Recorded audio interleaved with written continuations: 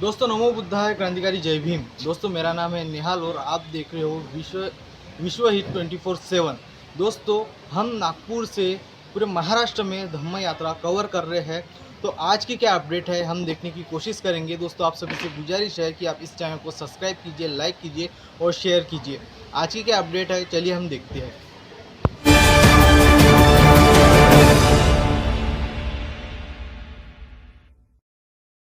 प्रमाणात त्यांचं स्वागत झालेलं आहे आणि आता खामगावमध्ये आहे, म्हणजे बुलढाणा जिल्ह्यामध्ये आहे। भंते विनाचार्य जे आहे संपूर्ण महाराष्ट्रामध्ये धम्मध्वज यात्रा काढत आहे आणि महाबोधले आहे आणि आता बघू शकता आपण जे हे स्वागत त्यांचं आता इथे मोठ्या प्रमाणात खामगावात आता मोठ्या प्रमाणात भव्य असं स्वागत त्यांचं या ठिकाणी होताना या ठिकाणी भंते विनाचार्यजी आलेले आहे। बघू शकता, हां बघू शकता आता तुम्ही संपूर्ण यार तू मागं हे बघू शकता तुम्ही मोठ्या प्रमाणात असं स्वागत होताना भंतेजीचं आपल्याला दिसत आहे। भंते विनाचार्याचं स्वागत हे खामगावमध्ये स्वागत होताना दिसत आहे। मोठ्या प्रमाणात उपासिका जी आहे पुष्पाणी त्यांचं स्वागत करताना आपल्याला या ठिकाणी दिसत आहे। सेगावरून ते आता या ठिकाणी खामगावमध्ये आलेले आहे बुलढाणा जिल्हा। असं मोकळ्या व्हा असं बघू शकता तुम्ही। महाबोधी महाविहार मुक्तीचा लढा भंते विनाचार्य लढत आहे आणि प्रमाणात स्वागत जे आहे भंतेजीचं या ठिकाणी होताना आपल्याला दिसत आहे। भंतेजी आता विहारामध्ये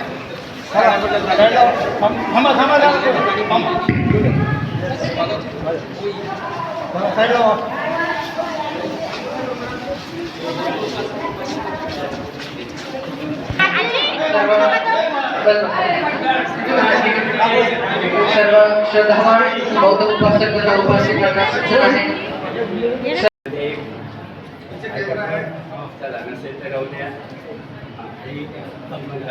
बाबासाहेबांना हार आहे का नाही नक्की द्या, नक्की नक्की द्या।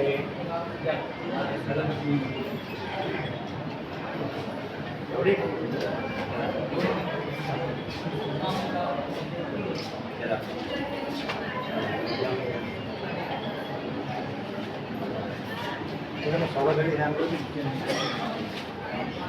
या उपासिका आहे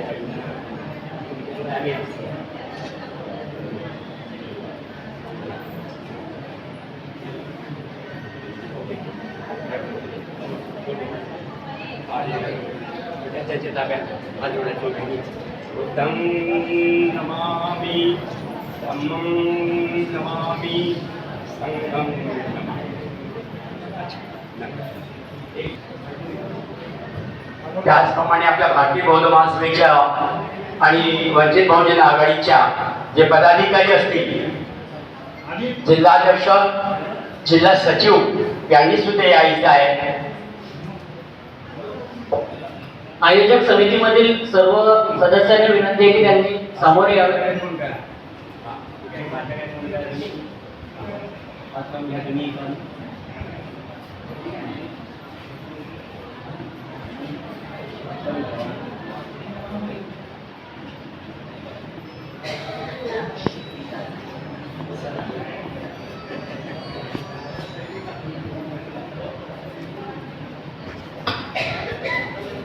कार्यक्रमाची सुरुवात धम्मविनयाप्रमाणे 30 तरुण पंचशील होणार। जेव्हा भगवंताच्या पावन पवित्र भिक्षू संघाचं आपलं दर्शन घडतं तेव्हा आपल्या मांगलिका करता, आपल्या हिता करता, आपल्या सुखा करता आपण 30 तरुण पंचशील हे त्यांच्याकडून घेतलं पाहिजे।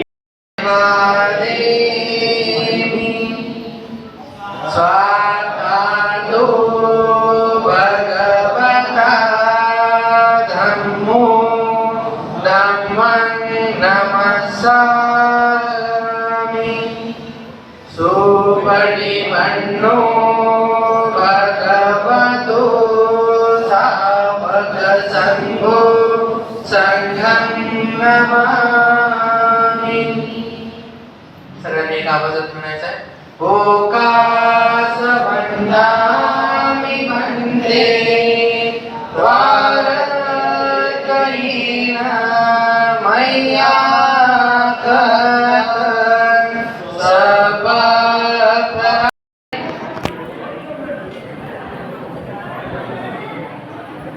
बच्चे कृपया इनको मैं विनती करता हूँ, सूचना करता हूँ कि वे कृपया 2 मिनट में अपनी बात रखें।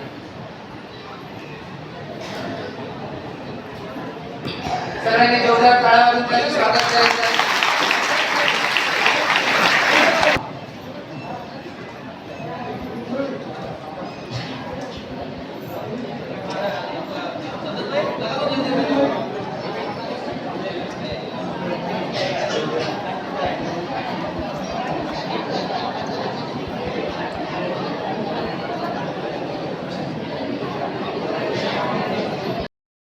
मोदी बुद्धविहार ये वोटों के ताबे में होना चाहिए और आंदोलन के बनते विनय सिंह पूरे महाराष्ट्र में घूम रहे, विनाचार्य बंटी जी पूरे महाराष्ट्र में घूम रहे, इसीलिए पूरे महाराष्ट्र में विनाचार्य बंटी जी के सपोर्ट में सब पूरा बौद्ध समाज एक हुआ है और महाराष्ट्र में ये बौद्ध के जो बुद्ध विहार है, महाबोधि विहार, वो बौद्ध लोगों के हाथों में आना ही चाहिए।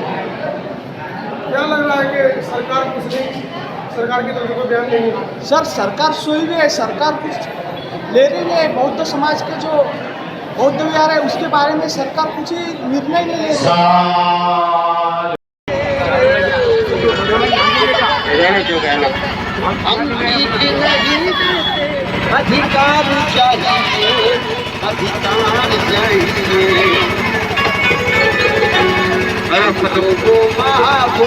महाबोधी महाविहार मुक्ती आंदोलनासाठी धम्मज्योत यात्रा खामगाव जिल्ह्यामध्ये आलेली आहे। महाबोधी महाविहार मुक्ति के आंदोलन के लिए एकजुट हो और दान पारिमता के माध्यम से अपना योगदान। हमारा लक्ष्य महाबोधि महाविहार की स्वतंत्रता और हमें विश्वास है कि हम इस लक्ष्य को प्राप्त कर सकते हैं। दान करा धम्मदान करा, पुण्य संपादन करा धम्मदान करा।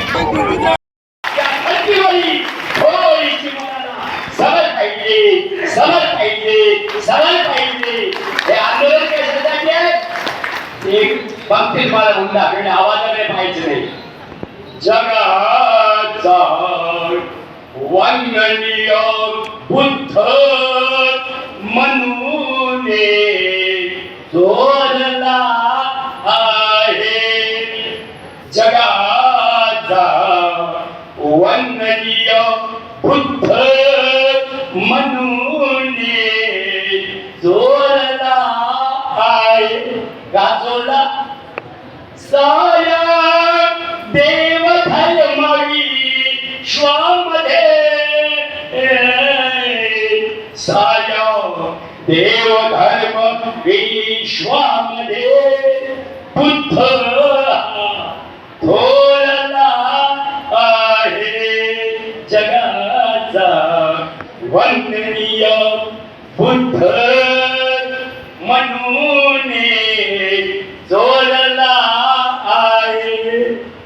कशात मिळाले साऱ्यांच्या साऱ्या बुद्ध्या बुद्धाच्या बुद्ध भूमीची गेली रे कशी अयोध्या। हे सारे राजा शिवाजी महाराज स्तूप आहे त्याच्यावर कबल केले तर सर्व पहिले आपण बुद्ध गायचं बुद्ध व्यास हे मुक्त करण्यासाठी पूज्य भंते विनयाचारी सर्वप्रथम यांनी अधिक आदेश दिला होता की सरकार तसं घाबरणार नाही, आपण सर्व संगती झालो पाहिजे। आपले गट तट हे बाजूला ठेवले पाहिजे, आपले पक्ष हे विसर्जित करा असं मी म्हणत नाही, पण थोडा वेळ बाजूला ठेवा आणि बुद्धगीचं बुद्ध विहार मुक्त करण्यासाठी रक्त सांगायचं वेळाने तरी आपण सर्वांनी समीक्षा करतो। या ठिकाणी सम्यक संबुद्ध प्रापूज्य बाबासाहेब डॉक्टर आंबेडकर प्रियदर्शी सम्राट अशोक भारत भूमि बेजन में सभी संत महापुरुषों को कोटि कोटि वंदन करते हुए मंच पे उपस्थित आदरणीय भिक्खु विनयपाल जी और समस्त भिक्खु संघ को वंदनानी करते हुए आज भारत में जो आंदोलन खड़ा हुआ, इतिहास बहुत बड़ा, 2300 साल पुराना इतिहास। आज से 2300 वर्ष पहले सम्राट अशोक ने एक सपना देखा, और वो सपना क्यों देखा? सम्राट अशोक कलिंग युद्ध, इतिहास में तो पढ़ाया जाता कि कलिंग युद्ध जीतने के बाद सम्राट अशोक ने तलवार छोड़ी और सम्राट अशोक ताकत बुद्ध के धर्म में दीक्षित हो गए। सम्राट अशोक ने कलिंग युद्ध जीता, ये सबको मालूम है। इतिहासकारों ने भी लिखा है कि कलिंग युद्ध सम्राट अशोक ने जीता। पर दुनिया की जो जीत थी, जिसे सम्राट अशोक जीत के भी हार गए। ये जीत दुनिया की ऐसी थी सम्राट अशोक की कि जिसको जीत के भी हार गए थे। ये किसी इतिहासकार ने लिखा। ये आपको मालूम नहीं हुआ कि सम्राट अशोक कलिंग युद्ध की जीत को जीतने के बाद भी हारे हैं। ये कौन कहते हैं? सम्राट अशोक खुद कहते। कलिंग युद्ध क्यों जीतना जरूरी था? क्योंकि कलिंग को जीतने के लिए सम्राट अशोक ने सपना नहीं देखा, चंद्रगुप्त मौर्य ने भी देखा था। कलिंग युद्ध को क्यों जीतना जरूरी था? जिसका सपना बिंबिसार ने भी देखा था, और तीसरे चरण में वो सपना देखा था सम्राट अशोक। क्यों जरूरी था देखना? कलिंग की भूमि लाल हो गई, तो लाल भूमि को देखकर हजारों हजारों सैनिकों के सर कटे देखकर सम्राट अशोक का हृदय परिवर्तन हो गया। ये बात जस्ती नहीं इतनी, ये बात इतनी तार्किक नहीं है। एक राजा है, युद्ध लड़ना उसका धर्म है, सेना को मारना उनका धर्म है। और क्या सम्राट अशोक ने कलिंग युद्ध में ही सर काटे थे? इससे पहले 100 से ज्यादा युद्ध लड़े। रक्त तो वहां भी बहा था, सर वहां भी कटे थे, भूमि लाल वहां भी हुई थी, तब तो हृदय परिवर्तन नहीं हुआ। कलिंग के युद्ध में ही हृदय परिवर्तन क्यों हो गया? इसके पीछे युद्ध बड़ी बात नहीं है, दृढ़ता के साथ। सम्राट अशोक ने आखिरी युद्ध कसम खाई थी कि जिस युद्ध को चंद्रगुप्त मौर्य ने जीत पाए, जिस युद्ध को बिंबिसार ने जीत पाए, उस युद्ध को मैं जीतूंगा। और सबसे पहले उन्होंने कलिंग से पहले अलग अलग राज्यों के युद्धों को जीता, और जीतने के बाद जब सेना मजबूत हो गई, तब जाके कलिंग की होण्याची गरज आहे आणि स्ट्रगल फॉर लाईफ करण्याची गरज आहे. म्हणून इंग्लिश मध्ये बाबासाहेब म्हणतात first education, then no education and be organise. म्हणून सर्वात महत्त्वाचा जो एज्युकेशनल पॉवर आहे आणि कॉन्स्टिट्यूशनल पॉवर आहे, हा अतिशय महत्त्वाचा विषय आहे. म्हणून संवैधानिक अधिकार हा महत्त्वाचा विषय आहे. जे मनुवादी लोकांना जे घुसले आहे महाबोधी महाविहारामध्ये, हा पीटी ऍक्ट रद्द झालाच पाहिजे. आणि बुद्धगया मुक्ती आंदोलन मध्ये सगळेजण सहभागी झाले आहे, आणि आता या बुद्धगयाला मुक्त झालं पाहिजे. आणि आपल्या बुद्धगया जे आंदोलन चालत आहे महाविहार जे मुक्त व्हायला पाहिजे, याच्यामध्ये जे पंडित लोक बसलेले आहे त्यांच्यामध्ये फार मोठा एक त्यांनी कब्जा केला आहे. म्हणून आपल्या या कब्जातून आपला बुद्धगया मुक्त झालं तर सगळं आपण जिंकलो असं आपल्याला म्हणता येईल. आणि आपले जगवाद परिपूर्ण काय आहे, संघटित आहे. आधी आपण आपला मनोवाद आपल्यामध्ये सुद्धा मनोवाद आहे. देवी देवतांची पूजा आपण करतो. आधी आपल्यामध्ये अज्ञान भरपूर मोठ्या प्रमाणात आहे. आता इकडे गुणा बाबा आहे, तिकडे युक्तू बाबा आहे, इकडे येसुमाय आहे, तिकडे केसुमाय आहे. म्हणून देवी देवतांच्या मागे न लागता बुद्ध आणि बाबासाहेब यांच्या मागे लागावं. आणि अतिशय महत्त्वाचं म्हणजे काय, बुद्धाचा धम्म हा अतिशय उत्तम आहे. अतिशय मॉरॅलिटीची आज गरज आहे, इक्वॅलिटीची गरज आहे, लिबर्टीची गरज आहे, इफिशियन्सीची गरज आहे. बी फॉर फिलॉसॉफी